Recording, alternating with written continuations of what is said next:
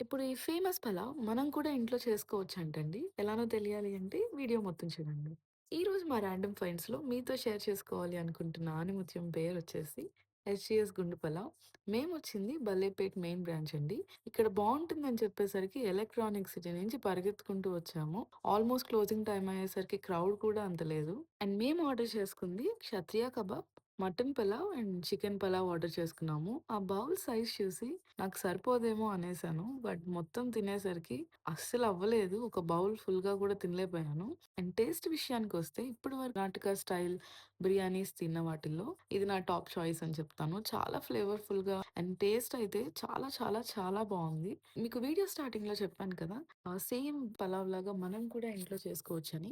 ఏంటి అంటే ఈ పలావ్ కిట్ వచ్చేసి 4 మెంబర్స్‌కి సరిపోతుందంట. అండ్ ప్రొసీజర్ కూడా వెనక బ్యాక్ ప్యాక్ మీద రాసారు. అండ్ దీంతో పాటు నాకు క్షత్రియ మసాలా చాలా నచ్చింది. అది కూడా ఒక కిట్ తీసుకున్నాను. ఈ 2 రెసిపీస్ త్వరలోనే చేసి మీతో షేర్ చేసుకుంటాను.